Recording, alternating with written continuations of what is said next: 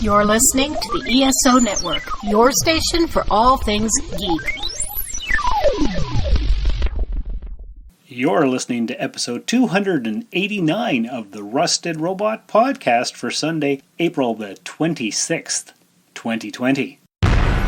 You're listening to the Rusted Robot Podcast, the number one rated robot-related podcast in northeastern Ontario.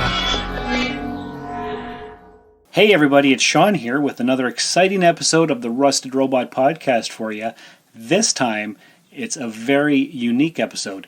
You see, because of the whole lockdown, quarantine, COVID-19 thing, there's not a lot of pop culture happening lately. There's not too much to talk about. It's hard to get people to sit in the same room, because you can't do it unless you live in the same house.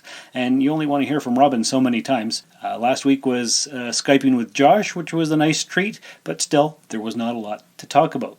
So guess what this week is? It's a very, very, I'm going to say special or unique treat again, because I don't know, I've been in lockdown for so long I can't even think of any new words to come up with. But what happened was a few days ago, Paul and Dan and I sat down together via Skype, and we recorded an episode of the Temporal Trek Podcast. Now, of course, you guys all and girls all know that that's Dan's podcast that he started kind of because I did a SoulForge episode on how to start your very own podcast. So he's been going along doing episodes chronologically, not as they were produced, but reality-based. So right up from the Big Bang, even before the Big Bang, to the Big Bang, outside of time, all the way up to the 20th century, we did his very first guest spot, Paul and I did. The City on the Edge of Forever. So what you're going to hear is an unedited version of his podcast that won't come out for another maybe 8 to 10 weeks. So we sat down together on Friday, recorded via Skype. I'm not going to edit it, so kind of it's like a crossover episode, but through time, because we recorded it on Friday. This unedited version comes out this Sunday, which is today, April 26th, and in about 2 months or so, Dan told me that by the time all the other episodes in sequence are edited, this one is going to come out in, where are we? April, May, June, so the end of June, early July, something like that. So you'll hear the unedited version, and then you'll hear his crisp, clean, edited version, exactly how he intends it. And Paul and I were very happy to be the very first guests on his podcast. So I'm going to go ahead and play that unedited raw footage. Is it footage? It's not footage, because that's TV stuff. Just raw unedited audio. We actually talked for about 2.5 hours. I'm not going to play that whole thing, because I'm going to break this up into 2 different podcasts, because after we did his spot for the City on the Edge of Forever, we just started shooting. Well, I'm not going to say that. We just started chatting, and we started talking about all kinds of different things. Episode 151 of the SoulForge, which comes out in a week and a half, will be the second half of the Skype call, where we just started talking about podcasting and all of its idiosyncrasies. So that's going to be a lot of fun. I hope you enjoy it. I'm going to play a promo for the Earth Station 1 podcast, and then I'm going to give you the unedited audio, and then I'll come back to wrap up the show. The Hitchhiker's Guide to Podcasting has this to say about the weekly Earth Station 1 podcast. Mildly entertaining. Not nearly as exciting as the popping of bubble wrap, but slightly better than listening to Vogon poetry. Be mildly entertained by Mike and Mike as they tackle an assortment of geeky topics each week. Check out the Earth Station 1 podcast and let your inner geek out to play.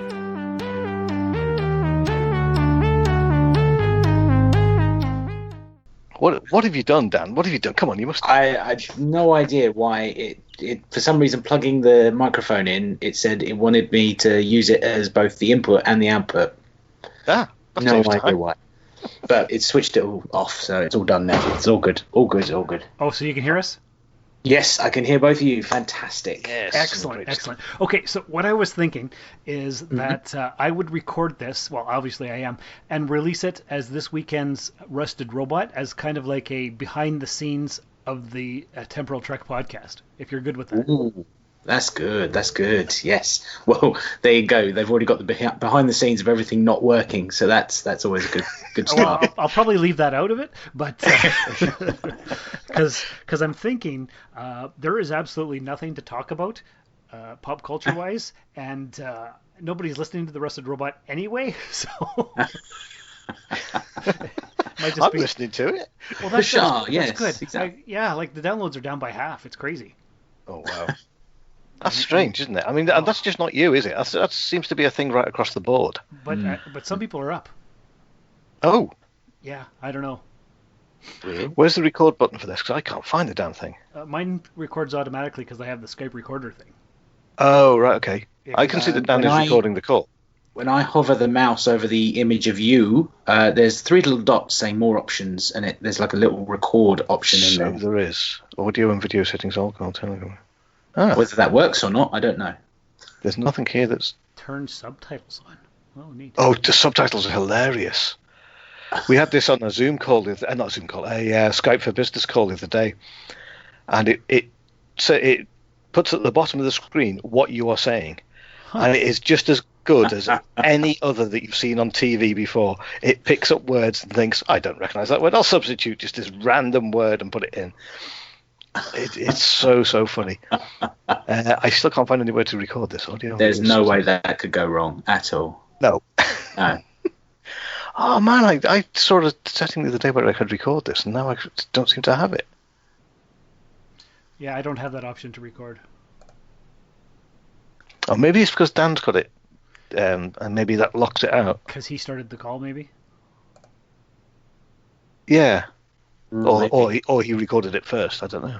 Yeah, I'm recording it now, just to see if it works. Okay. So that's recording. So I'm recording both, just in case. Okay, fine. So what I will do, just in case anything goes wrong, I'll record my side of the conversation, which is going to be on Audacity. Lovely jubbly. It's just another backup. Yeah. You can't have enough backups. Yeah, there's an episode I'm still editing at the moment, which is number 8 for the season, and I think it's about the 3rd or 4th time I've now tried to record it for various reasons. It's fun. It's fun, isn't it? Oh, of course. Oh dear. Yeah, okay, I've got that recording. So all you'll get is my side of the conversation, which is perfect. May or not work, but I will sync it all up. It's all good. Excellent. So what are you expecting from us anyway? From you, I want opinions. I want you to basically shut me up. And the outline of the episode hasn't changed. So what you've heard so far, the format is pretty much the same. What we'll do is I will welcome everyone back, introduce the episode, say where we are in both the season of the podcast and then also the season that we're watching as far as the episode is concerned. Then sort of bring in the idea that I've now got this communicator that can talk to other people, and I can then broadcast at any point in time, and I happen to catch you two guys in the communication, and then start talking to you as if you're watching the episode as well. I'll sort of keep the pace of the episode going. I'll describe what we're seeing, the little time bubble I'm sitting in, which doesn't allow me to interact with the episode, but allows me to see all the scenes changing. I'll sort of say, oh, this is now happening. What do you think when this happened, and all this sort of thing. So I'll just sort of prompt you, and if there's a scene, if there's like a thought you had when you were rewatching it, whatever, if it brings up a memory, that's fantastic. That's the big thing for this episode. As you've pointed out before, Shawn, it's not just watching the episode, it's your own personal feelings about it, background, your interactions with not only this episode, but how you think about the whole series. That's absolutely fine, because in your perspective, you've already seen the show, but the character I'm playing hasn't sort of seen the show, because he lives in that universe. So he's sort of going on in the back of his head, like reading the files as if he was at Starfleet Academy, that sort of thing. Okay. So I kind of wanted to sort of have the character I'm playing as like the balance between the two.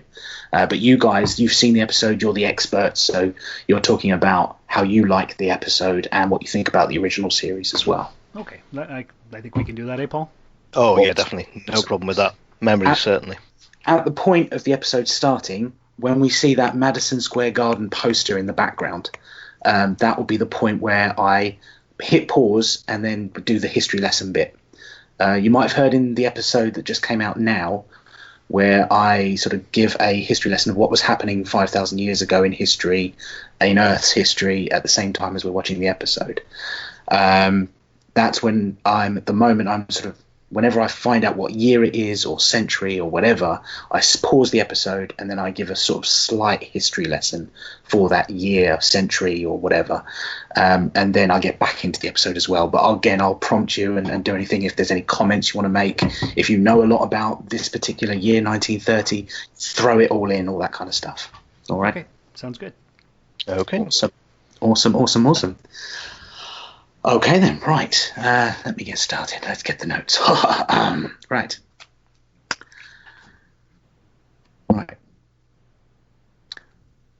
Welcome back to Temporal Trek. We are back not only for Season 1, Part 2.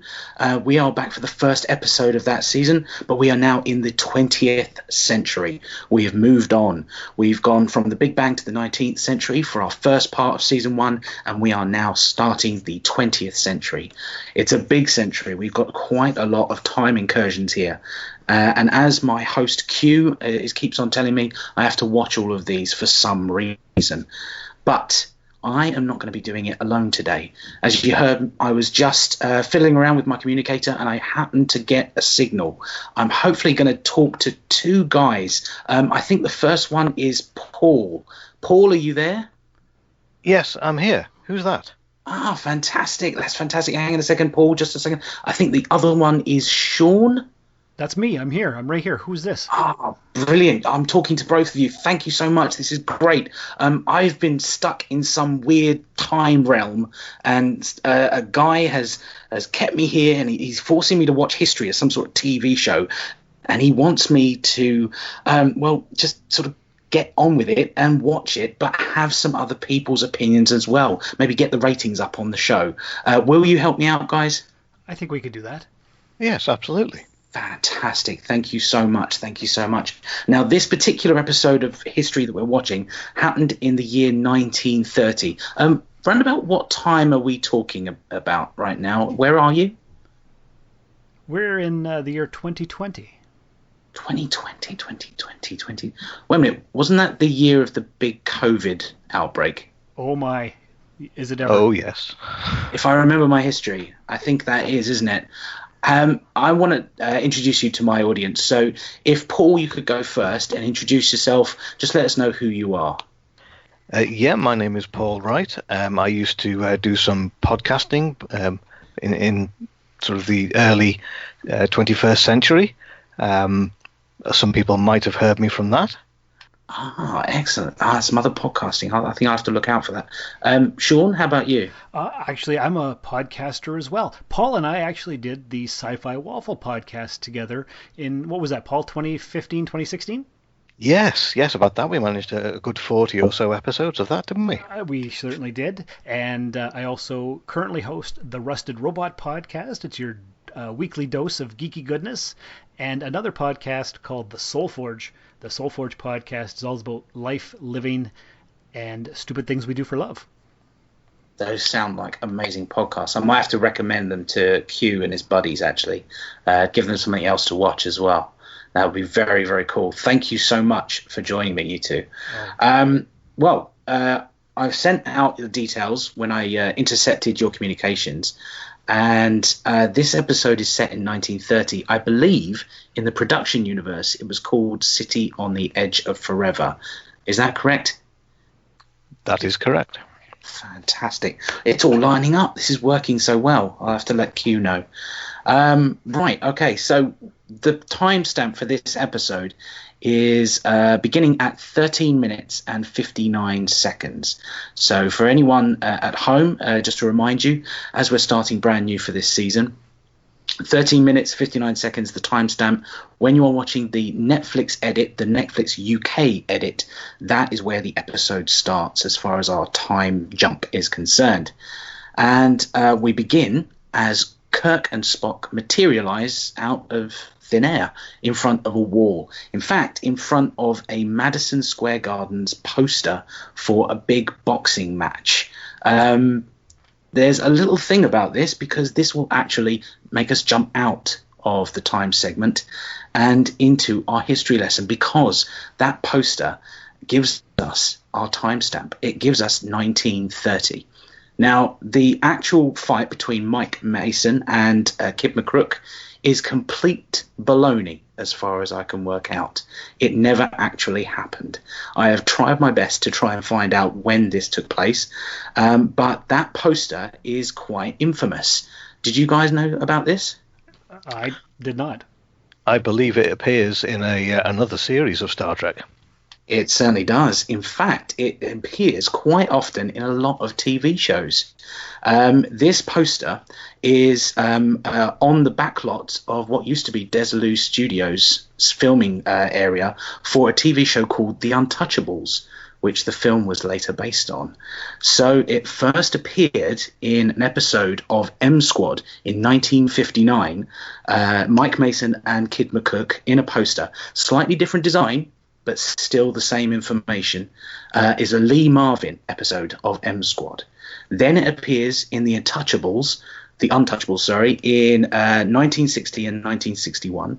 Then it appears again in The Fugitive in 1964, and again in Batman 66, when Batman pulls up in front of a theatre, as well as several other TV shows after that, but as the Desilu Studios were being bought out by different companies. So that poster gives us our timestamp of 1930.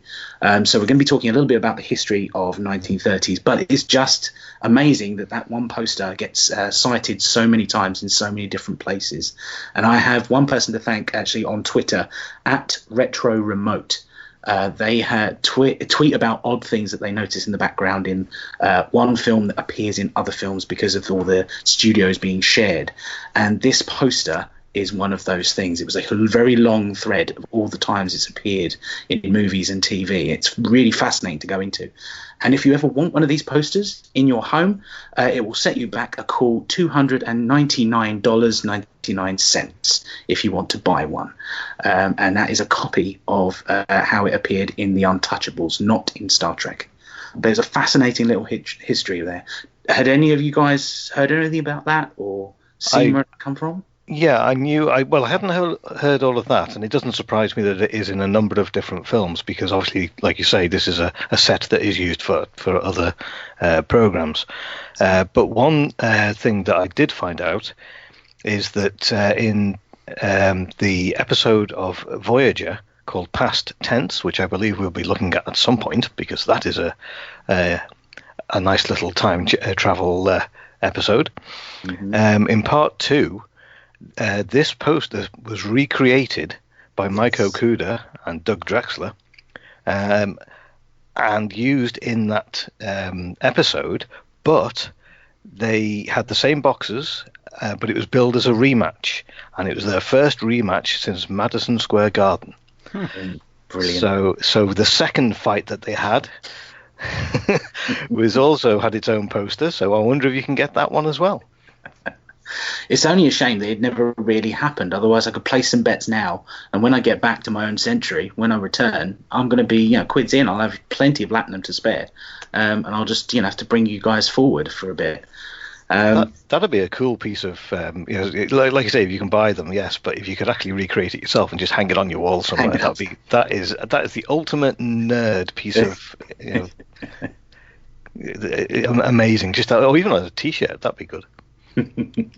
No, it astounded me that it had been in so many things. I think even in Starsky and Hutch, I think was the last time it ever got cited in 1979, and it was a 2-second moment as Starsky and Hutch are walking through a corridor. It's just in the background, and it had been moved from the studio into that area, and the wall had been repainted green. So it's the same wall but redone, as far as I can work out. And it's just incredible to think that it just kept on getting moved around but never changed. Wow, I've just finished a rewatch of that series as well. I should have spotted that. Well, there you go. You can go back again. I can't remember the name of the episode, but on the feed, on that Twitter feed, they have noted all the episodes and what time and where it gets seen and everything. So really well worth a look if you want to sort of do a super sleuth and work it all through. The poster itself actually does reappear one other time in Star Trek, in Enterprise. In an episode that's coming up shortly, Stormfront, in an alternate version of 1944. But that's just on the list of dates that Q's given me here. But that poster does rematerialize as well. So it's seen quite a few times. Right, 1930. This is the history lesson bit. As I've said before on other episodes, this is the bare minimum of Googling I have done.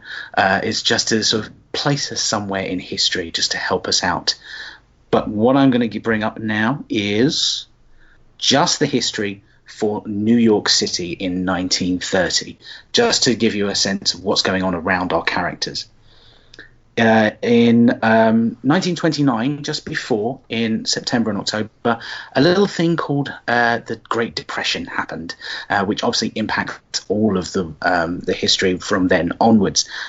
Black Tuesday occurred when all of the stock crashed, and therefore jobs were scarce, life was very, very tough, and this all began with the United States and gradually worked its way around the world, particularly setting off quite a few events in Europe as well. So that's sort of the background of what's going on in the world. In March of that year, in New York City, 35,000 people gather on an International Unemployment Day and clash with the police. So it's turning violent. The streets aren't necessarily the safest place to be.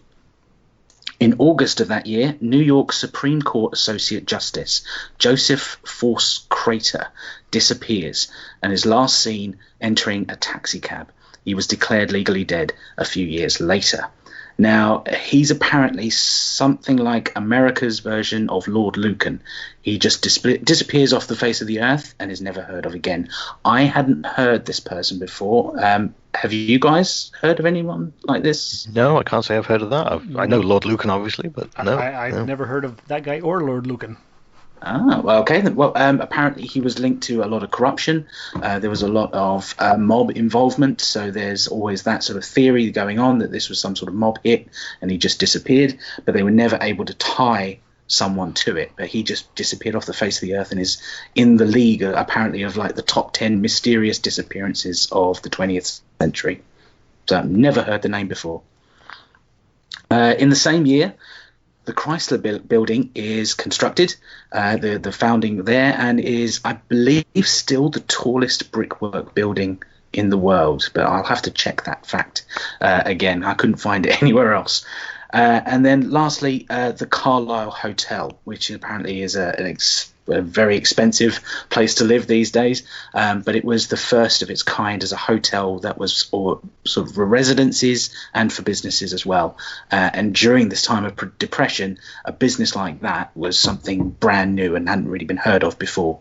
So the Carlisle Hotel, which apparently is world famous now and is doing quite well at the moment. But that is all I could find for 1930s New York history. Is there any information that you guys have? Do you know the sort of the 1930s? Any favourites, any music or anything that you like about that era? Well, I mean, that's a little, and I know I'm old, but this is a little before my time. Sadly, I did not do any research into that era because most of my interest is around sort of like the World War II and afterwards. Mm-hmm. Rather than, or even a long way back, further back than that. But the sort of early 1900s don't really interest me, so I didn't really look that far back. Yeah, that's like 40 years before I was born as well, so I know nothing about that time frame. That's fair enough. 2020 to 1930, it's a big old gap, so I'll forgive you for now. It's all right. But when it comes to the 21st century, I'm going to drill down a few more details. But there we go. Right, but that ends our history lesson. So back to the episode. Kirk is the first one to talk, and he talks about recognizing the era from old photographs, and he talks about the Depression. So we've already had our history lesson. We already know that the Depression is going on, and Kirk seems to sort of be aware of that time period. It's straight into the conversation between Spock and Kirk, trying to hide the ears and trying to find an excuse as to why a Vulcan is walking around New York City in 1930s. love to hear your thoughts on this. You guys watching this episode is sort of the first scene between them in this period. Your thoughts, your love of this episode, if you want to start now, and thoughts on TOS generally, and then into this scene. Well, he's obviously Chinese. Yeah, of course. and the ears can only be explained by a mechanical rice picker. Like, what else could there be, right? I had forgotten about that scene when I rewatched it there yesterday, and I actually laughed out loud. I'm like, I can't believe they said that. I know. I've got a bit of trivia about that particular line as well, but which we'll come to it a little bit later. But it's always fun when they try to hide the ears. That's always like one of the sight gags. Like, how are they going to do it this time? You got to put on a headband, put on a toque, put on some kind of a hat or a robe or something. It's always different. It's always a lot of fun. As for TOS itself, I love it. I've been watching it since the late 70s when I was 2 and 3 years old on Saturday mornings or Saturday afternoons or whatever it was. That's 40 years ago, so I don't remember the time frame. But watched it all the time, and I've followed it all the way through, and I love every incarnation, some more than others, but it's the history of the future, and I adore it. So for me, this was quite possibly the first episode of any television program that I saw that involved time travel. Nice. I can remember seeing this. I think when I saw this, it was in the early 70s, so I think it was a rerun. I don't think I ever saw the original run of Star Trek. I was a little bit too young for that. But my father loved it, and he used to watch it all the time. And he introduced me to Star Trek, and it was with TOS. And I absolutely fell in love with it straight away. I mean, who wouldn't? I mean, you've got starships and laser beams and all this type of thing, and aliens and what have you. And it was this particular episode. I saw it the first time, and it was time travel, and you can stop things from happening in the future. And it was just an incredibly written story. It was brilliant. And it was so gut-wrenching at the end when, to see that ending and see Kirk with the only woman he's ever loved, truly loved, killed in front of him, and he had to allow it. And the acting of those scenes are incredible as well. So yeah, when I watch TOS, it brings back happy memories of watching Star Trek with my father, who still is alive now, and he watches it now. We've watched the new Picard series, and together it's just amazing. Yes, there is a lot wrong with it. Yes, there is plot holes everywhere. Yes, but this is the 1960s, for goodness sake. I mean, we allow those things. We don't allow the casual racism and the although to be fair, I mean they were ahead of the game in some areas of that, but in others it's still the 60s, so the producers still had to defend the reason why they have women there that look gorgeous all the time, and etc. etc. So but this TOS is probably in my heart my number one series. In my head, TNG would be my favorite, but this, every time I watch it, it just brings so much joy. And this episode is my favorite episode of TOS, quite possibly close to my favorite episode of any Star Trek. Excellent. And a cool anecdote that I have is I watched it last night at my girlfriend's house. She has a 6-year-old daughter. Both of them do not like Star Trek or anything that's not realistic. They only like realistic things. So I said, okay, I got to watch this show for a podcast tomorrow. And so they sat down with me. The girlfriend didn't pay attention at all, but the daughter watched the entire thing. And then we watched the 2009 Kelvin Universe movie, and she didn't want to go to bed until it was over. So I'm getting a little minion. I'm converting her, and it's my job as a Trekkie, as a Trekker, to convert the younger generation, and I think I'm well on my way. You're going full Bond villain. Yeah, that's fantastic. You get your little white tribble and a turnaround chair. That would be fantastic. Oh, I need that. Yes. Oh, that's amazing. Another Star Trek fan, another generation that loves that. And the other thing that we can say about this episode as well is Joan Collins. Oh, yeah, absolutely. I mean, what else can you say? I mean, it just stands out. I mean, I know everyone knows her from Dynasty or Dynasty. I don't know how you spell it, but I know that that's her famous show. That it's her books and everything that happened afterwards. But it was just amazing to watch. You just forget that it is Joan Collins. You forget that she becomes Edith Keeler. It's just fantastic to watch, and I don't know whether it's just a combination of everything or just her natural skill, but she just makes you love that character in just a few speeches. That's all it takes, and you love her from the get-go. Exactly, and I think this episode is so well acted. I mean, you got to allow for the fact that it's the 60s. You've got Shatner, who's obviously a stage actor, and most of his performances are based on stage acting. Leonard Nimoy, who's a classic actor, he's fabulous. If you see him in other things that he's done, he's really, really good. He never looks as though he's acting. DeForest Kelley, who did a lot of cowboy films before he came into this, he knows how to act. He knows what he's doing, and his ranting and running through the streets and all that is really, really good. I mean, you believe that and his face is all pockmarked and everything. You believe that he's got this thing. Assassins, murderers. No, I'm not going to kill you. I'm not going to kill you. Come back. The best thing to say, I've actually got that in my notes, is the best thing to say to someone whilst you're screaming at them is, "I'm not going to kill you." Fantastic. Of course, they're going to believe you. It's fantastic. Oh yeah.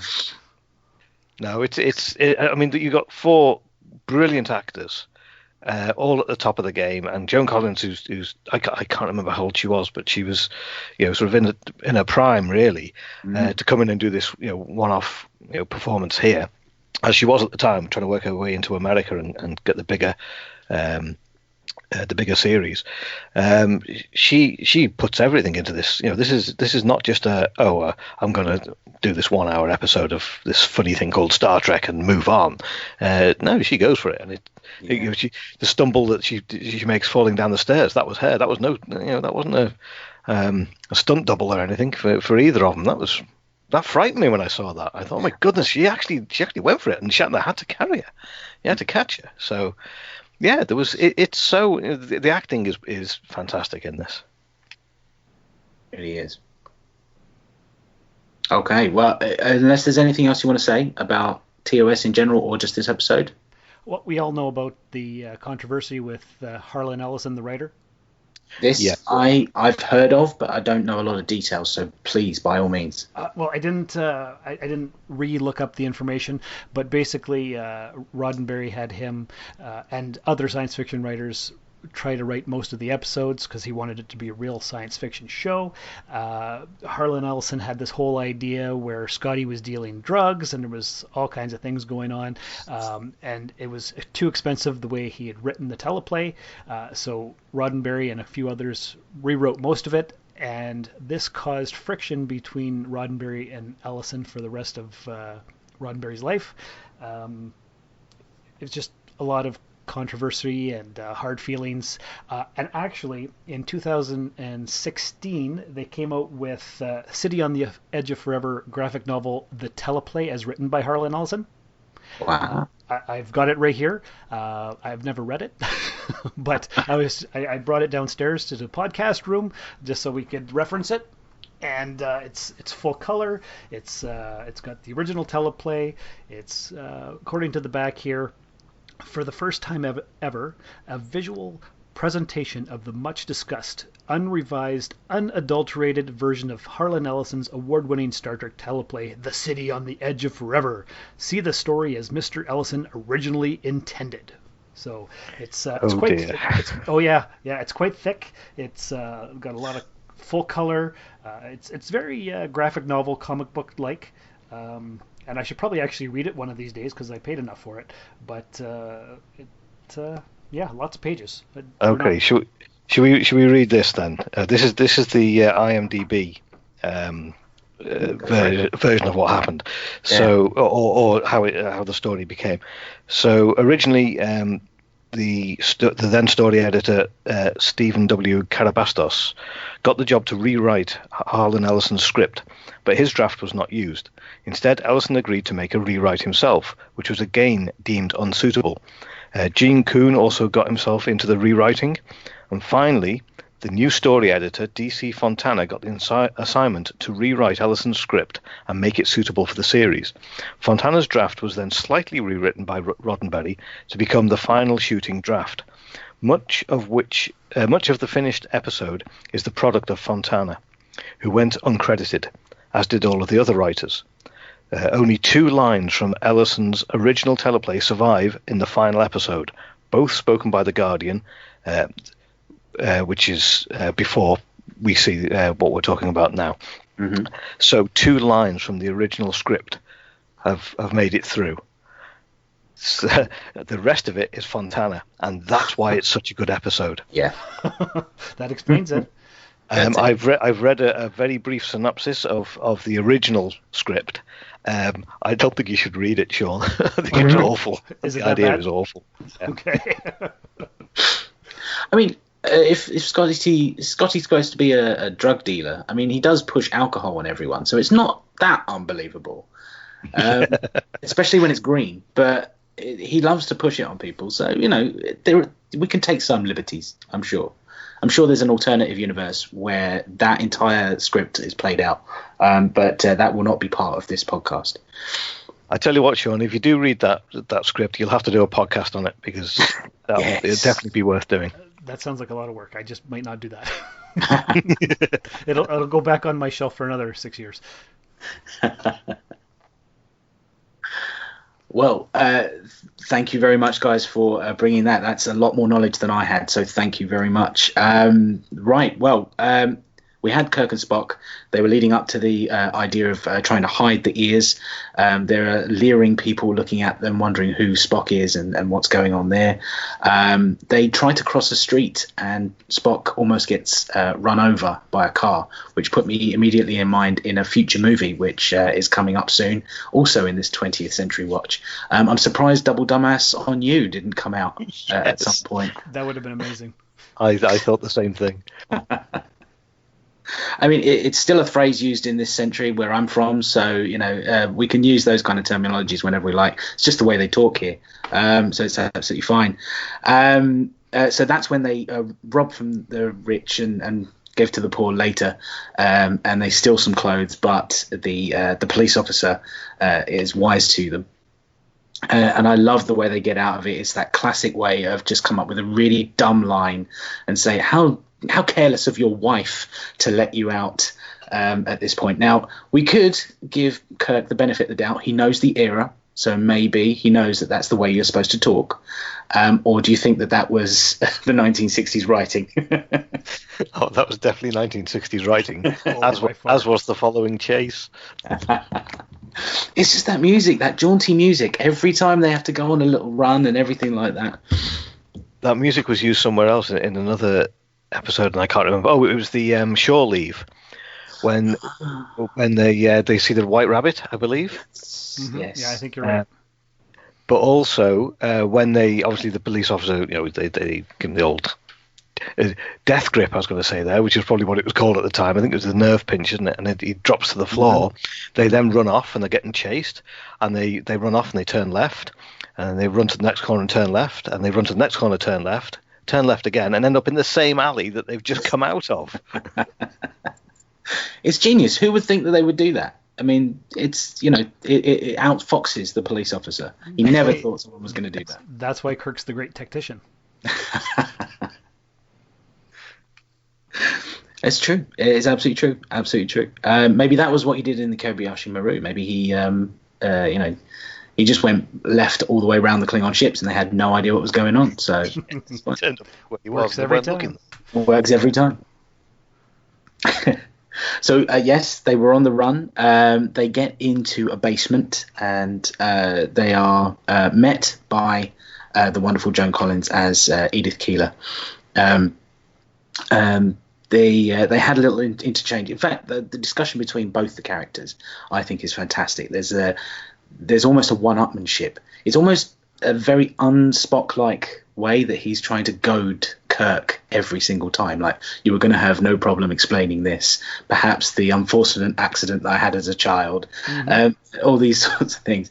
And then Kirk brings it up. He actually says, at times you seem quite human. And even Kirk, Spock comes back to him and says, there's no need to resort to insults and things like this. Looking at what they've done with Spock in Discovery and what they're doing, obviously, with that, and how they're trying to sort of humanize him and things like that. Do you feel that line changes because of modern interpretations or what they've done in the movies or anything like that? Go, Shawn, because I have not seen Discovery. You haven't seen Discovery? I watched the first season. Oh no. Sorry, I like Star Trek. Oh, you sound like my co-host, Josh. Exactly. He's a good man. I think there's a lot of room for interpretation with Spock.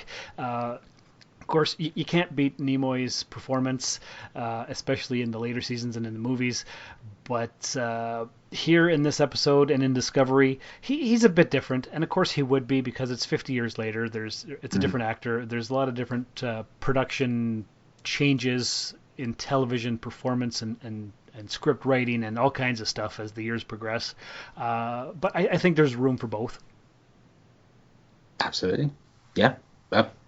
No argument from me. It was just purely when I get lines from that, and when you see the character and they're sort of acting different to how you sort of remember them from TOS, it makes me think that, are the modern interpretations of Spock and the different ways we've seen him in, say, the movies, does it feed into the character, or does it sort of jar with it? And it always sort of pops into my mind whenever I'm thinking of how these characters are talking. Does it fit with how they've always been portrayed and how they will be portrayed? And it seemed that where they brought up the idea that Spock is somehow dyslexic in Discovery, and how he's always fighting against this side of his humanity. Sorry, spoilers, Paul. Spoilers.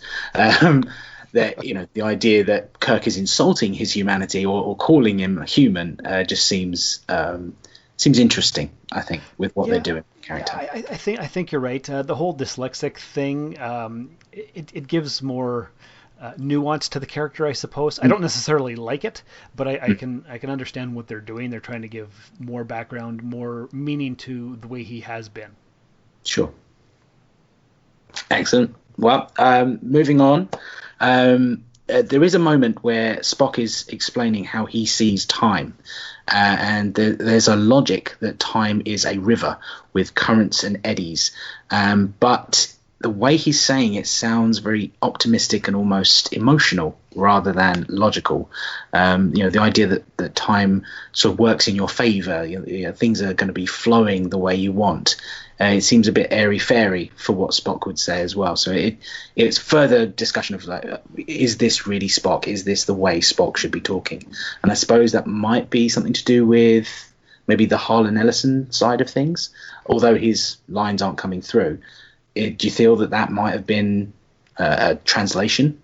Sounds more to me like a DC Fontana thing. She's better with characters. I think you could put that down to the fact that A, he is half human.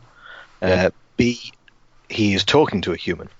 So maybe he is explaining it in human terms. Yes.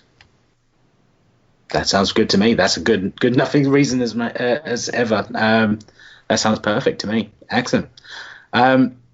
Right, they start to concoct the plan of building a computer, and Spock calls this place a zinc-plated vacuum tube culture, which is true. Everything is zinc-plated.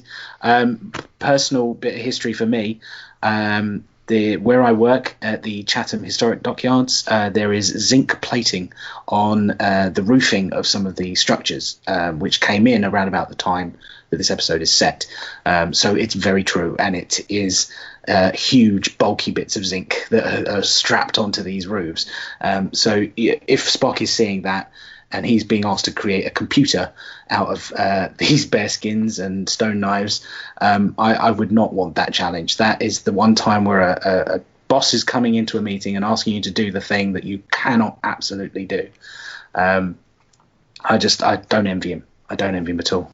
I like that. Yeah, bearskins and knives is a line that pops up in Voyager as well. Janeway says that, but also I thought this was very much Star Trek meets MacGyver. Spock can do anything. Yeah, he really can. He really needs a 6-pound block of platinum. That's it. That's all he needs. Yeah, just go to the grocery store. It's absolutely fine. It's just down the road. That's it. There was an interesting point when they first meet Joan Collins. In the background, the music changes slightly, and it sort of has hints and notes of a song, I Only Have Eyes for You. I don't know if this is part of the production or anything like that, but the song itself is a bit of an anachronism because that song didn't exist in 1930s. What? It's Goodnight Sweetheart.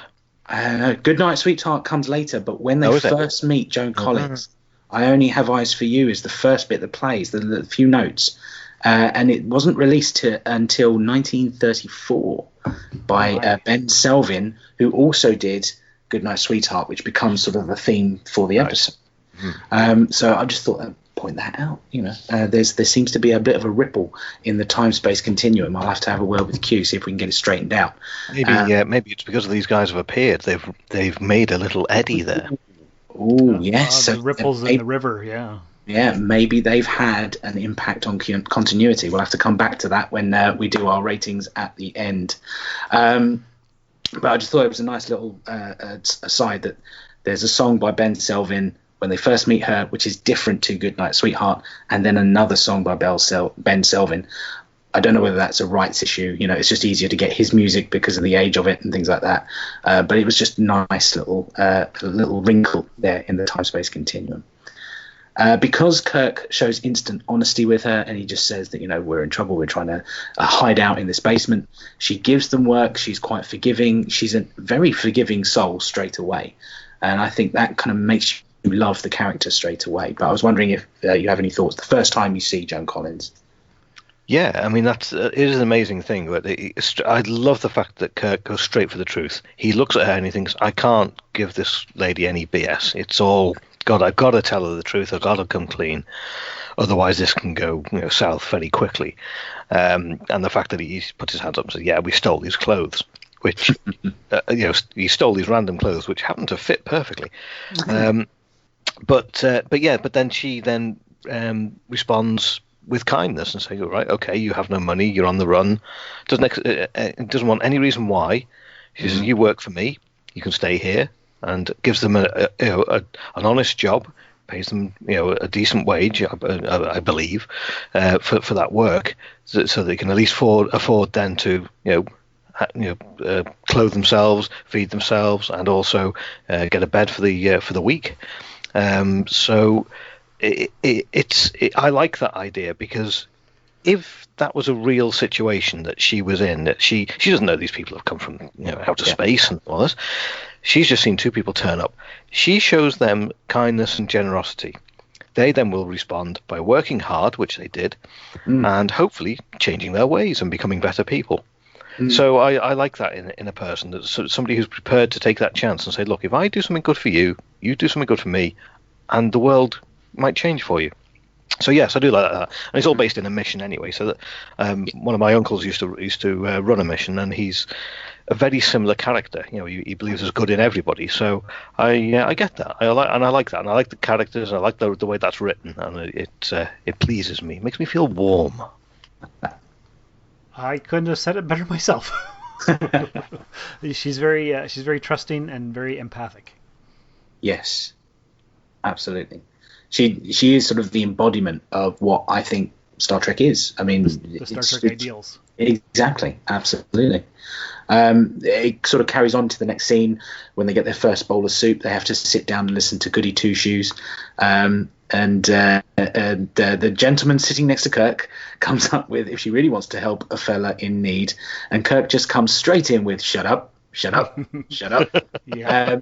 Which, when you first watch that, and you think, wow, this is a long time before Me Too movement. He's standing up for this woman. It's fantastic.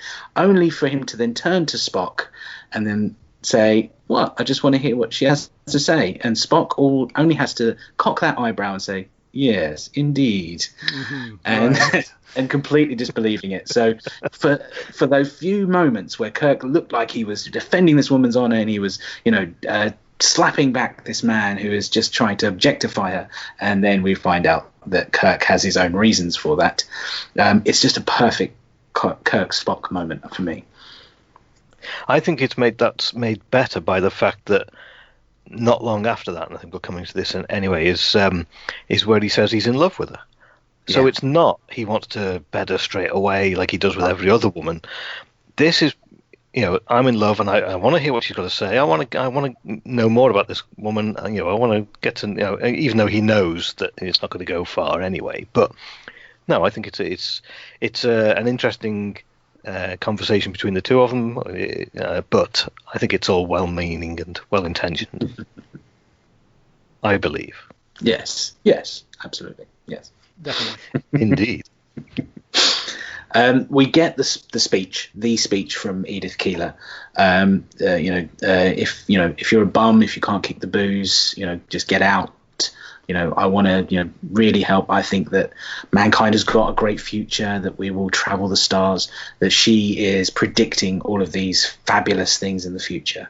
Little did they know, landing on the moon, everything like this. That she stands out, and it's one of those speeches that actually brings back a memory of an old advert for the VHS tapes for both the TOS series and for the TS movies, which came out, where it starts on that speech. It's actually Edith Keeler saying that mankind will travel to the stars in some sort of spaceship. And it's just a look from Kirk smiling at Spock, and then it goes into clips from the show and the fabulous way that the episodes have been restored in VHS, this brand new technology. So it always brings back that memory whenever I hear her talk and give that speech, that memory of the VHS cassettes and things like that. It just stands out in my mind as one of the key speeches, I think, in all of Star Trek. How about you guys? Yeah, no, it's fantastic. It almost seems a little bit unrealistic, because how does she know this stuff? How does she where does she get these ideas from in the 1930s, right? But it drives the plot along. It makes you root for the character. It brings you closer to her, because that's what we're actually watching. So we know what's happening. We know the future that's going to occur.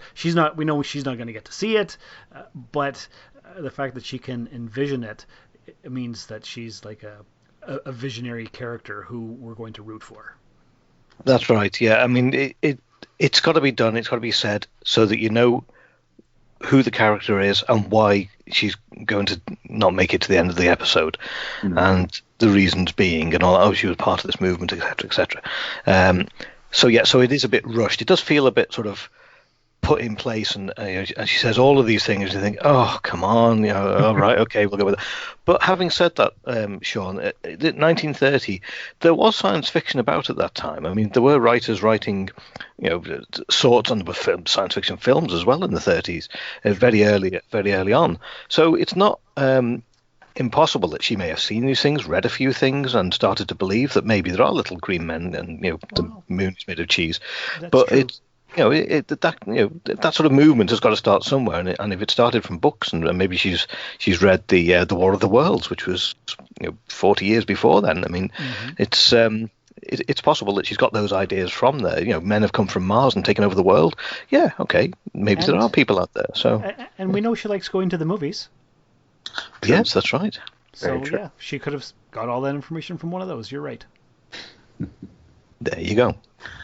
She's not the one that started the whole thing, but she's part of the movement that take it further. Yes. Nice. Oh, we'll come back to ideas of starting a movement in just a moment. Yes. So after the speech, she speaks to Kirk and says that she's found him a flop for $2 a night, and Spock just looks annoyed at having to use all these colloquialisms rather than actually get on with it and just say somewhere we can sleep. The scene then cuts to Spock building his computer, all the wires with the electricity feeding off it. It's all very Frankenstein, and it's wonderful to sort of see all these vacuum tubes lined up in one long line. It reminded me a lot of I believe in America they call it shop class. Here it's DT or woodwork, where we would just build planks of wood and just start nailing bits of wood to it and just say that it was our project. We didn't really build anything. We just sort of made it. And it just kind of looked like that. It's just this room full of just vacuum tubes for no reason whatsoever. It did make me think that if they'd gone back in time to maybe now and they'd made themselves or got themselves a flop and started building some random equipment which takes up a whole room and is sparking and fizzing and making lots of popping noises, and their landlady just suddenly turns up. Do you think Homeland Security or anyone is being called? Do you think that this episode could have gone completely differently? Yeah, do you think it was some sort of terrorist plot to blow something up? Yeah, I mean, it's just, yeah. It's one little look at it and doesn't even flinch. It's absolutely fine. It's normal. Oh, it's his hobby, right? Yes. Of course. Of course. Yeah. And of course, yes, as Shawn mentioned, we do need a block of platinum, which we will find. But Kirk will say that there will never be a block of platinum. He needs to find a mnemonic memory circuit, or build a mnemonic memory circuit. I did look into this, and obviously it is Tech the Tech. It is Star Trek speak. But there is a company called Mnemonic Memory Technology who are trying to make circuits that remember things as we do, and are trying to build a sort of, I don't want to say positronic brain, but a sort of a robot positronic brain, which uses mnemonic memory, so using mnemonics to build and compile information as opposed to sort of file systems and things like that. I just thought it'd be a bit of fun just to throw that in there as well. They sneak into the basement. They try and steal some clockworkers' tools, and again they break into it just like a pro. They get caught by the same landlady who's seen them building these giant machines, and now they're stealing equipment. I'm just, in any other century, in any other decade, they would not get away with this. It's crazy, isn't it? A little combination lock, and they said, "Oh, you did it like a pro." Anybody can get into those things.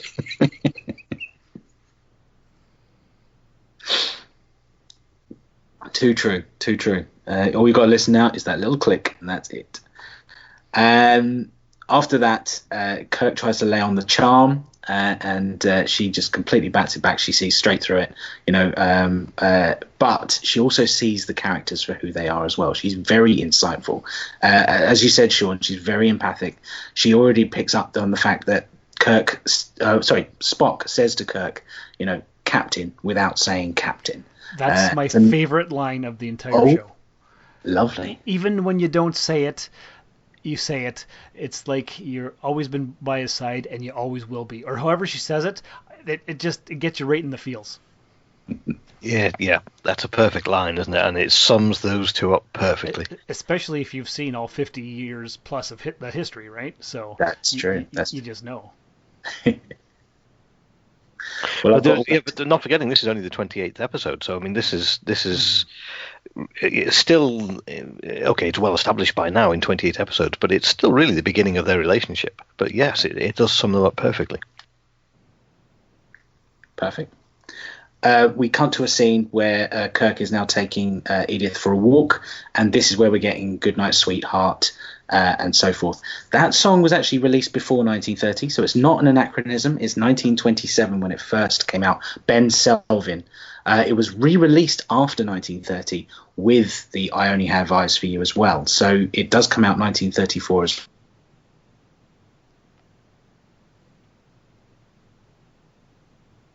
well.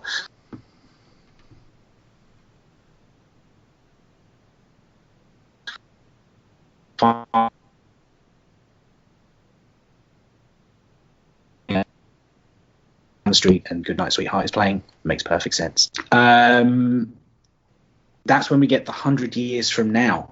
Now, Kirk is in flagrant breach of temporal directive here. He is telling her that in 100 years there will be a poet born on another planet who will use the phrase "let me help" and say that is better than "I love you." I think he's going to need a slap on the wrist. I think he's just giving away a bit too much. Your thoughts, guys? I wanted to know who it was. Like, in Star Trek history, are they going to tell us? They didn't, and we never find out in any of the next 700 plus episodes. But it would have been really neat. It's one of those lost things that we just don't know. Yeah, that's right. That would have been good. But is he really messing with time here? Because he knows that she's going to die. True. But what if she tells somebody? She says, "Oh, the guy I took out on the date. Maybe it's Mrs. Miggins just downstairs, who is in the other flop that she gave the room to." And he was saying, "Oh yeah, he was making up this whole thing about 100 years time." Turns out Mrs. Miggins tells the story to her daughter, who tells it to her granddaughter, and then turns out she reads the book where "Let me help" happens. No. Let's be realistic. Mrs. Miggins is going to turn around and go, "Oh, is that mad woman who's talking about space again?" Mm-hmm. Yeah, because they're all sick. They're all sick of Edith Keeler's bull crap. She's always talking about space and nuclear power. Like, what is this lady? She runs a friggin' mission for homeless guys. Come on, she doesn't know what she's talking about. She's got two bums downstairs who reckon that they come from space. Oh God, she's off. Oh, she's off again. There's Mrs. Miggins. I saw them building a bomb upstairs. I couldn't believe it's fizzing and popping and everything. And it was her husband's tools that they stole from the locker as well. That's it. And they would have got away with it too if it hadn't been for those,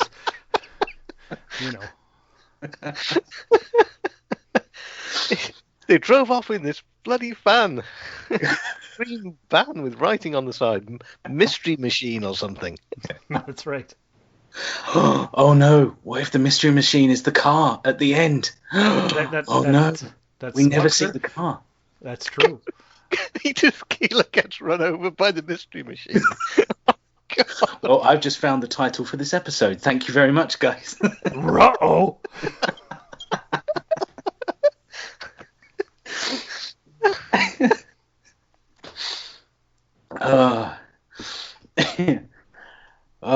Right. I need to find my place on the notes. Edith Keeler must die. There we go. I'm back. Right. Edith Keeler must die. The first time we get it mentioned, the first time it's said in the script, it gets said again as well. I know that there is a band called Edith Keeler Must Die. I believe so. Yes. I've never heard any of the music. You guys? It's probably garbage. I did keep telling myself I'm going to listen to some and then sort of maybe play it in the track. Maybe I'll do it later in editing. But every time I try and watch it, my kid needs a new juice or wants me to play Legos or something like that. But I will give it a listen. But Edith Keeler must die.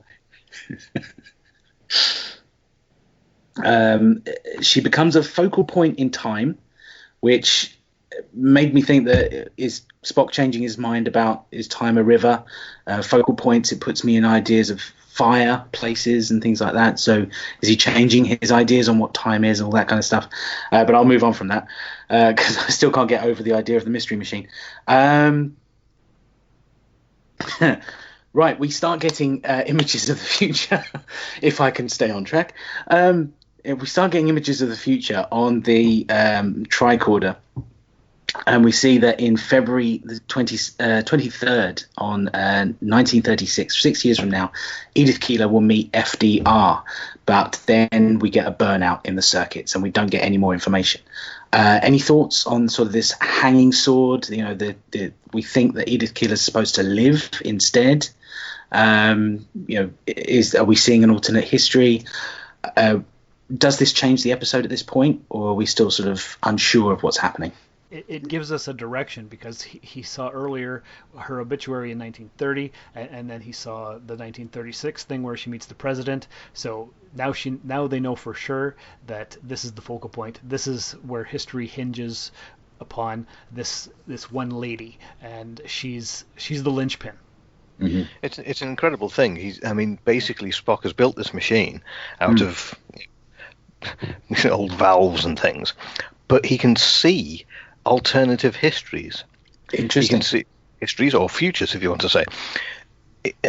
Why has he not gone straight back to the Enterprise and gone, hey guys, I've got this great idea. I've got this little machine I can build that we can see what's going to happen if we change history here or change history there. It's a bit odd, but yeah. Well, it's just because he was recording what the Guardian was showing them, right? And he had recorded both before and after McCoy had jumped through, so that's how they got that information. That's a good point. That's true. Maybe they could be using this device to watch the Kelvin universe. Maybe 2009 is just them watching the alternative history. This is their movie, and they're watching it again. You never know. It's when they're watching it and they're looking at it and going, good grief, Spock, you've aged badly.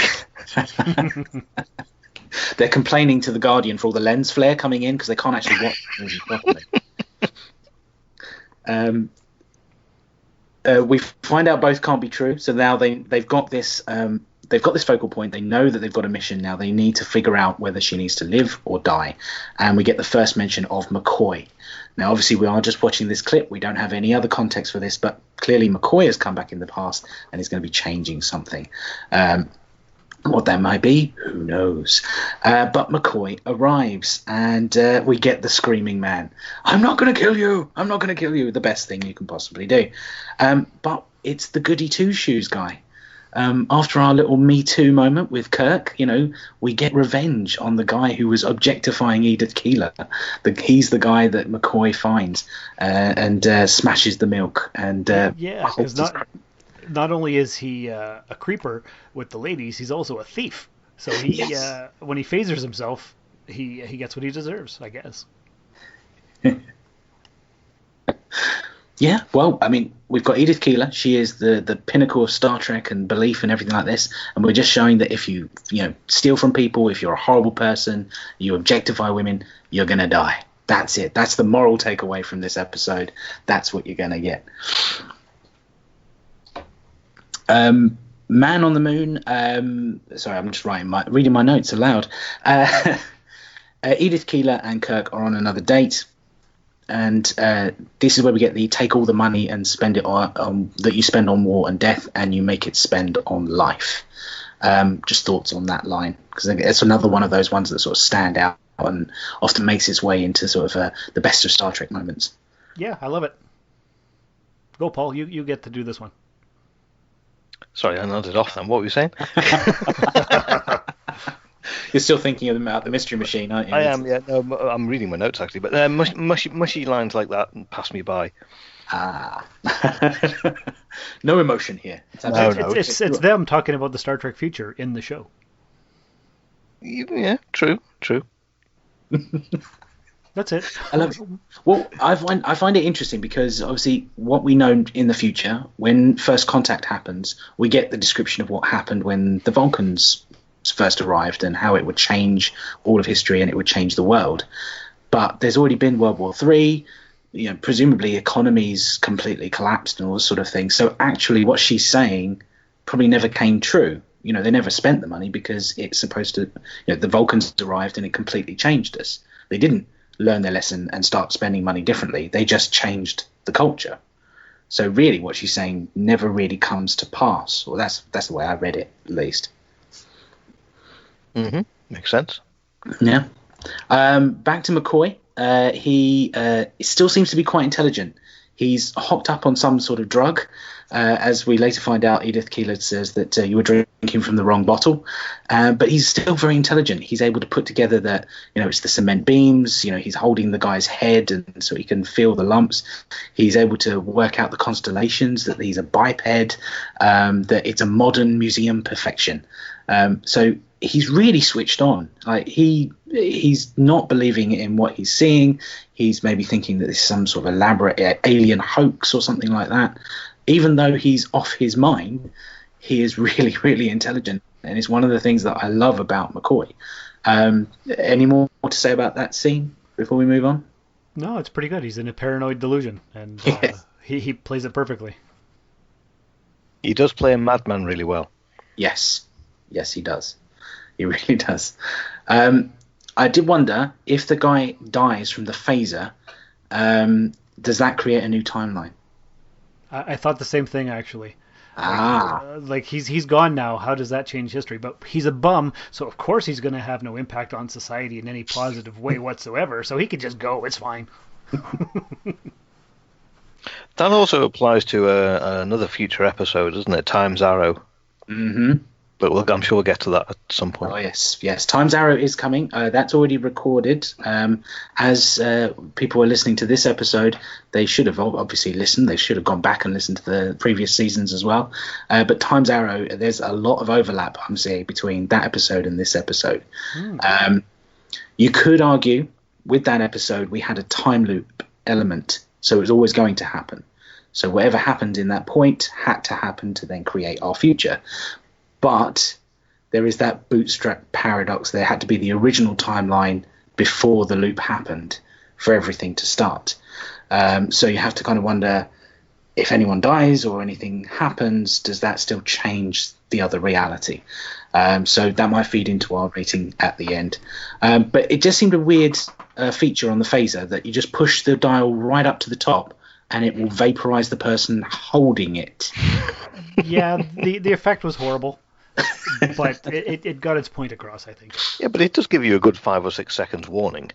True, yeah. And you'd think that a man who is a bum would still think, maybe I shouldn't be holding this. You know, that whining noise is probably a bad idea.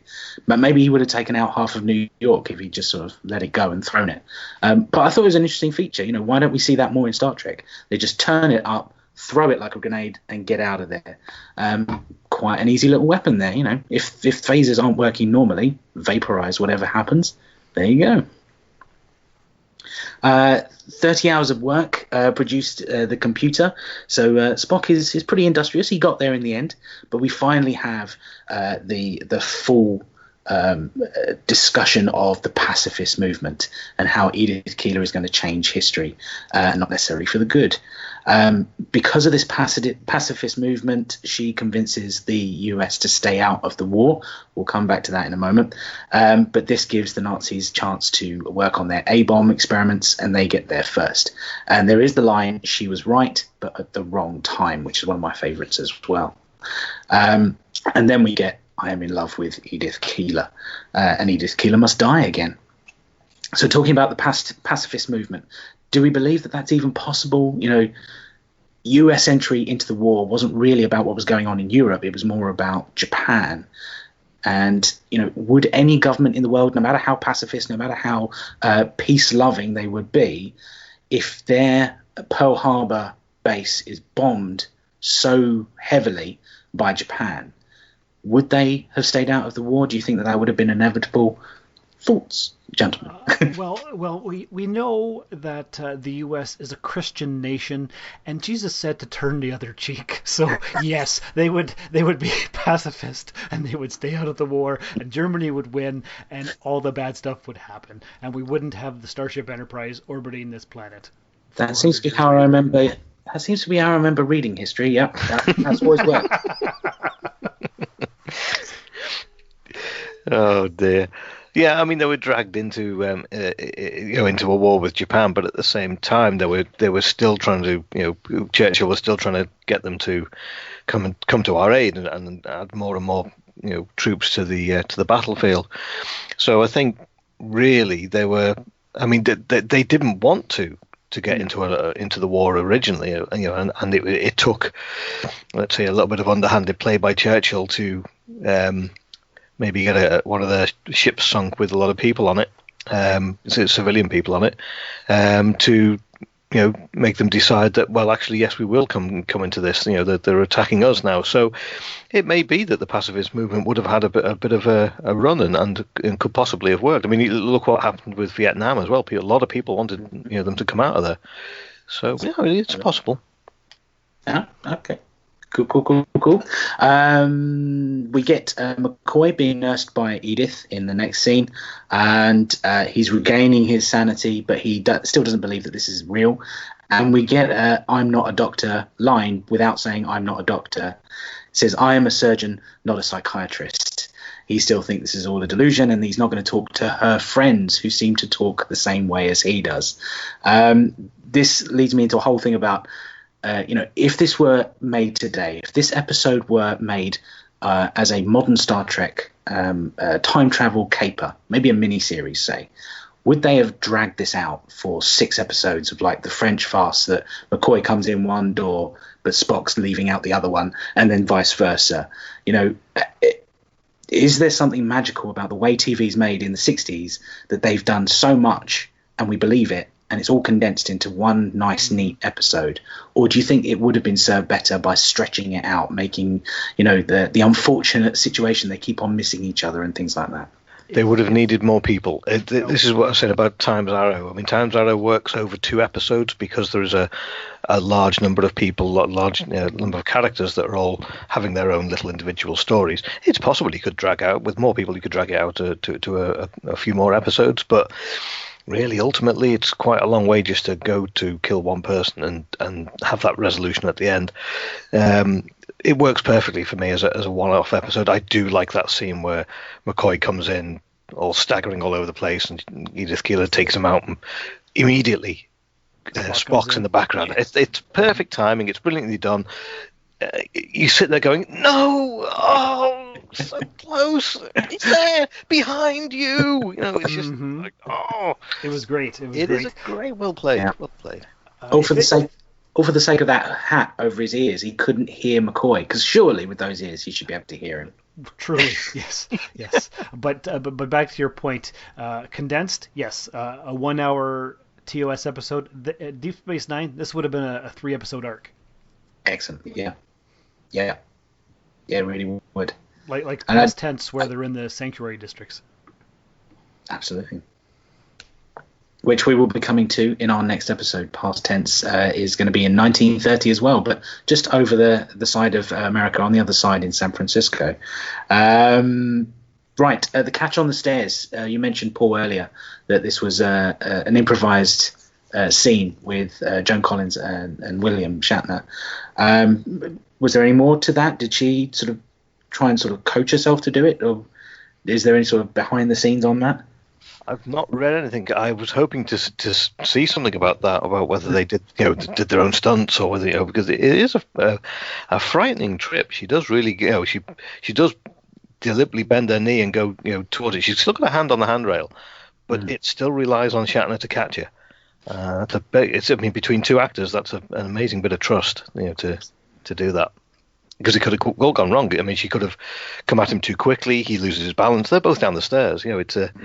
You would know, because I've watched it a couple of times thinking, is that Shatner walking up the stairs? But when he turns and you can see it's him, and she's face on, it's her. So it is, it's not a...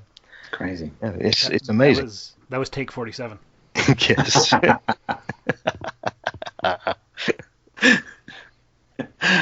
Oh, God, yes. Just don't want to see the bruising. Absolutely not. No. Yes, there was the talk after that scene when he catches her from Spock saying, that could have been the moment when she died. Did you believe that was going to be the moment, or do you feel that it's signposted too much? That there's 2 reasons. There's 2 reasons for that. One, he's already mentioned, I think it was an automobile accident or something along those lines. Exactly, we knew that already. And B, he's already read the obituary, so he should know what's going to happen. That's right. And when, to more to the point. So he knows exactly when she's going to die. Well, maybe he doesn't want to tell Kirk that in case it tips him off and he does something differently. But no, he shouldn't really have come in saying she could have died then, because he knows that she wouldn't. Yep, no, I agree with you. It felt like false jeopardy. Like, we already know it involves a car. Maybe you could sort of string out an explanation that because she falls, she hurts herself, she gets placed in an ambulance, the ambulance is placed in an accident. But it seems a bit of taffy pulling. You're taking too long to explain how you're going to get there. It's a car accident. It's probably she's going to get run over, as we were sort of foreshadowing with Spock almost being run over earlier on. We can go that far, but it did feel a little bit false jeopardy. But still, watching it is such a believable performance. It still makes you think, oh God, is he going to catch her? It's a fantastic scene. But yes, right. We go back to McCoy. He's now being flirty. The cordracine has worn off. I think he's just as bad as Kirk. He's so much of a ladies' man. Like any scene I've had so far. Joan Collins. It's Joan Collins. At the time of recording this, I know, Paul, you've heard the latest episode of this podcast, and that what he was trying on with Zara Beth, and here he is trying it on with Edith Keeler. He is just as bad as Kirk. I swear it. He is terrible. Yes, you're right. Yeah, I mean, he's a southern country gentleman, a doctor. And he's getting on a bit. And this is a young girl. It's not creepy at all. They have this lovely little back and forth, and he talks about the bottle that he drank for was too much, and then the Clark Gable movie, Clark Who, which obviously I don't know anything about. I'm a character from far in your future, Clark Gable, but I did a little research. Apparently he was an actor, quite famous. Never heard of him. Yeah, quite famous a few years later. Not quite so famous right at that point. But never mind.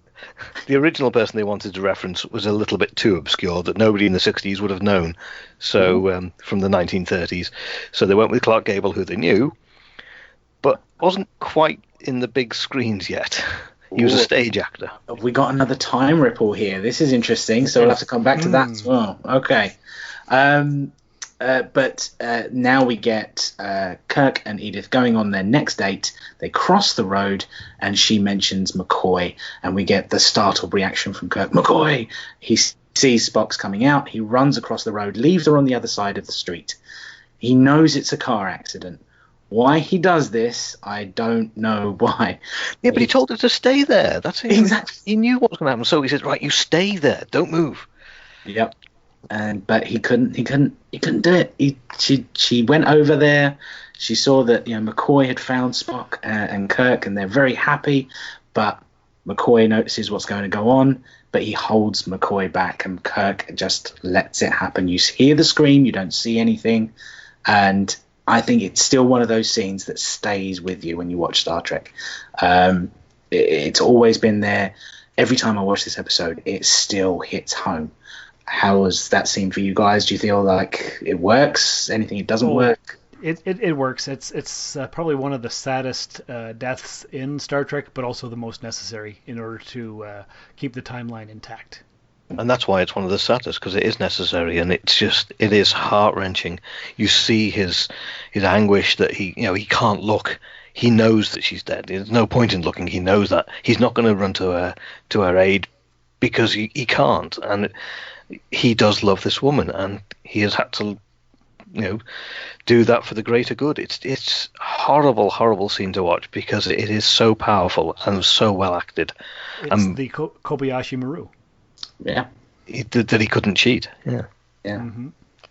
Do you feel that ending would have happened today in modern TV telling? Do you feel that they might have fudged it and perhaps said, "Well, you're going to die," found a way to explain it to her and take her back with them to their time, so she's removed from the timeline?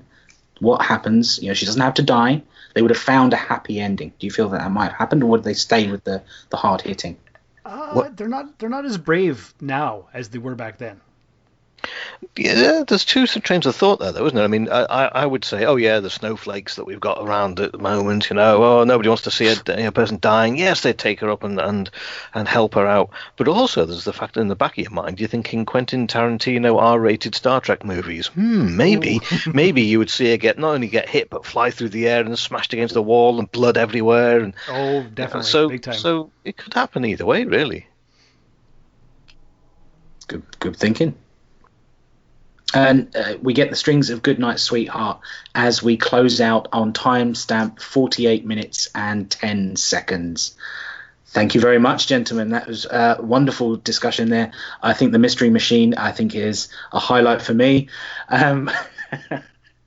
So we enter into our ratings area. So we've done, on our LCARs, we've done the location. We've done 1930s New York. Now we're looking at continuity, the effects on it. Now we've highlighted through this discussion a few things that might stand out, joking references and things like that. But do we feel that when Kirk and Spock will return to their time period with McCoy, are they returning to their universe, or was there something that happened that perhaps means it's slightly changed? Is there any evidence you think that might be that every Trek episode after City on the Edge of Forever is a slightly different universe to what we saw previously in TOS? Well, the Guardian does say all is as it was, and many such journeys are possible. So we're supposed to think that everything's the same. I think you're right. I think that it would be the same, because although all this has happened, it has all happened within 100 yards of itself. It hasn't really gone out of the studio, if you want to call it that, but the block that they're in, it's all pretty much been inside the building, with people who are not likely to go out and do other things that would affect the future. So I think they've got away with it. They haven't left a phaser behind, because that got melted with the guy. Mm-hmm. Their valves and things are all technology that is, usable then, but is in this building, which you can imagine the next owner that comes along goes, "What's all this rubbish here?" That's and throwing that away. Yeah. So I don't think there'll be anything there. I think you go straight back to where they were as they did, and all will be fine. Excellent. Yep. I was going to use that exact same thing from both of you, that if the Guardian thinks everything's fine, he is all-knowing, he is all-powerful, that he would know if there was something wrong, that he would then have to sort of send them back. And yeah, that makes perfect sense to me. So I think on continuity, there is no impact. We all agree? Yes. Yes. Fantastic. Right. Alterations. With alterations, it doesn't have to be that we have to change the episode in any way. I think we all agree, but we love this episode, so we're not really going to change too much. Would you want to see anything else? Would you ever want to see perhaps a revisit of this episode, Rosencrantz and Guildenstern style, or Trials and Tribulations, as we were, another crew comes in and they're in the background, and there's references to it. It's happening just down the street, but they're on a completely different adventure. Is there anything when watching this episode you thought, I'd like to see that explored? You know what? I've always wanted to see another Guardian. I was going to say Guardian of the Galaxy episode, but there's a spin-off. Yeah, right. But I think because it's self-contained and the Guardian planet is supposed to be a secret, I think it would be diluted. It's like when you go back to the Mirror Universe, you're just drawing from the same well and diminishing returns. So one and done, forget about it. It's good. Yeah, I'd say the same. It's perfect as it is. Leave it alone. I say perfect, but there are obvious errors and things in it. But no, it's a fantastic little one-off episode. Leave it alone. The Trials and Tribulations idea is a nice one, but let's do that on another episode. I don't think with the seriousness of this, it doesn't have that same comic feel. You couldn't have people going back and saying, "Oh, these uniforms are all strange" or whatever. It doesn't work. So yeah, no, I think I'd go with Shawn on that one as well. Perfect. I'm the same. I wouldn't want to mess with the episode in any way. I wouldn't want another episode when it works so well on its own. You again, as you said, Shawn, you dilute that idea. You completely change it. And if you have other scenes going on, it kind of wrecks the importance of who Edith Keeler is. If she's so important and if she is such a focal point, why is there another adventure happening just down the road? It doesn't seem to fit with that thing. There are plenty of other episodes I can think of in my head that would be better served with another adventure for us to watch and completely forget the episode going on in front of our eyes. I can think of a fair few things in TNG Season 1 that I would probably want to do that with. But we did mention it, the idea that there is maybe a short trek of the writer set 100 years from then, so in 2030. So just 10 years away from us, in another planet somewhere, writing his fiction, and maybe a young Kirk, a young boy, picks up a copy on his pad and downloads it and reads it for the first time. Maybe a nice little romantic story. Completely means nothing to a non-Trek fan watching it, but to Trekkies, I think it would be a fun little short trek. I think for me, I'd like to see that. That's right, and that's just after he's watched the the boxing match of the grandsons of the two boxers. Zero G, yeah, the complete boxing fight, yeah. Fantastic. Okay, then. So that was alterations. So recommendations. So we've got 3 strands to this. Do we recommend to Trekkies for the short slip we watched? Do we recommend to non-Trek fans? And do we have any evidence as to why? And then would we recommend, on the grand scheme of things, does this clip deserve to stay where it is? Do we need to watch it where it is? So firstly, do we recommend to Trek fans? Yes. Yep. That's the 3 yeses. Fantastic. Yeah, it's sitting on the edge of forever. It's usually either the top or in the top 5 of best episodes ever. So exactly. There's no way you're going to miss it. To non-Trek fans, now, Shawn, you mentioned that the kids wanted to watch it. Yeah, we. I sat down with the 6-year-old and I said we're going to watch some Star Trek, and normally she's like, I don't want to watch any of that stuff, but she did. She watched the whole thing.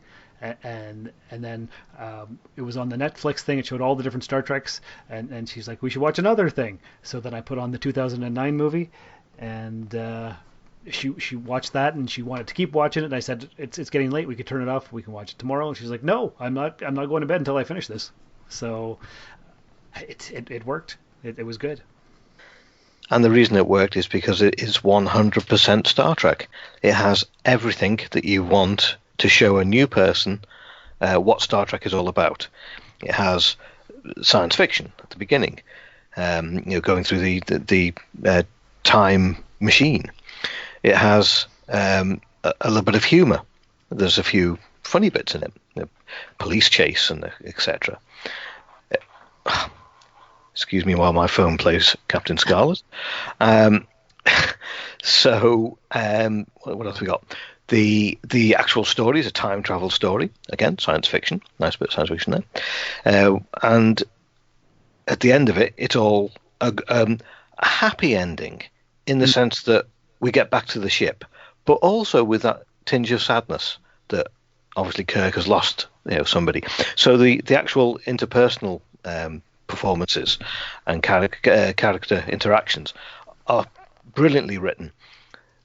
So it has everything that you would want in a Star Trek thing. To show that, so somebody says, what is Star Trek? Show me one episode that is Star Trek.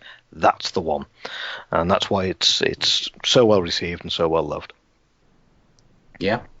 Yep, I wholeheartedly agree. There are so many standout lines for me. There are speeches that sum up all of Star Trek, and there are so many times when I've tried to convince people to watch the show, and they say, "Oh, it's always a happy ending, and it's so unbelievable, it's too optimistic, and all this sort of thing." And then you get Edith Keeler dying. I think that episode, and I've shown it to people who don't like Star Trek, and that episode and that moment completely changes their outlook on what Star Trek could be. Unfortunately, yes, they are right. A lot of episodes do have a happy ending, and it's completely happy, and it's a total reset button, and they're all laughing at the end, and there's a little twiddly music. That's true. But then you get gems like this, and I think for me, that's why it has to be in the recommendation. If you were making your brainwashing kit for a new person coming in, and you wanted to show them everything Star Trek has, I mean, this almost has to be the first file, doesn't it? I mean, this has to be the first thing you show them, just for that. Another reason I would recommend to non-Trekkies is also, as I was watching this on my phone, headphones in, because obviously the kids are trying to do their schoolwork at home at the moment. And my kid, who is obsessed with 1940s and World War II, saw all of the decor and the background and all of the cars and things like that. He said, "Oh, are you watching a war film?" And he wanted to watch it. And I sort of took the headphones out and we watched a little bit. Obviously, he had to get back to his schoolwork, but he was engaged by the fact it wasn't spaceships and aliens and weird, funny costumes. It was something recognizable. So I think that, because it breaks away from what Star Trek is, but it still gives us a Star Trek message, I think that's why it stands out, for me, at least. So, last recommendation, on the grand scheme of things, I think I know where this is going to go. Do we recommend, does this have to stay in the rewatch? Yeah. Definitely. Yeah, it has to. Yep, that's fair enough. It was a silly question, but I have to ask it, because there's definitely going to be episodes coming up where it's a definite no. So Thank you very much, guys. You are my first guest on this show. This comm device is working perfectly. I will have to let Q know and get some feedback on how we can get other guests like yourselves, pros in podcasting, dare I say. And have to get some pros on, yes, definitely. Yeah. Like ourselves? No, get some pros on. Well, I'll see. There must be a pro setting on this somewhere. I'll have to find out where it is. But thank you very much. All that remains is the last criteria, our setup. And join me next episode for Past Tense Part 2. We're actually still staying in this year, 1930, but we're skipping to the other coast of the US. We're going to San Francisco. And join me at 10 minutes and 8 seconds. Thank you very much for listening, and I'll see you in the next time stream. Transfer of data is complete. Well, how was that? Wasn't that fantastic? I hope you enjoyed it. It's full of pauses and clicks and ums and all kinds of stuff. That is a pure look behind the curtain at how a podcast is recorded. And in 2 months or so, you'll go check out the Temporal Trek Podcast episode, where it's edited, and he may put sound effects in. I don't know what he's going to do. He's going to do all kinds of different things, so it won't be exactly like what you just heard. In this trying time of no pop culture to speak of, you have to adapt with the podcasts and try different things, experiments, and I hope you enjoyed this. The only pop culture news I actually came across was Star Trek related, and it's LeVar Burton is pretty much confirmed to be in Season 2 of Picard, so that's going to be a lot of fun.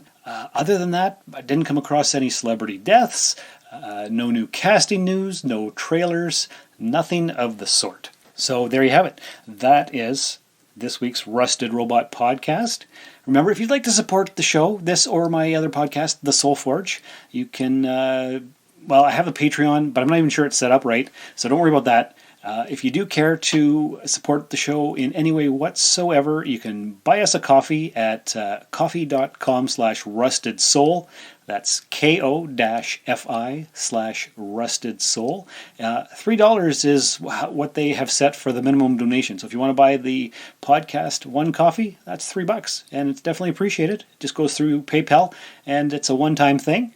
If you do, great. If you don't, that's okay. Just continue to enjoy the show, and we'll talk to you soon. But until next time, remember, sometimes it's okay to have a warp core breach, plasma leak, shields failing, red alert kind of day.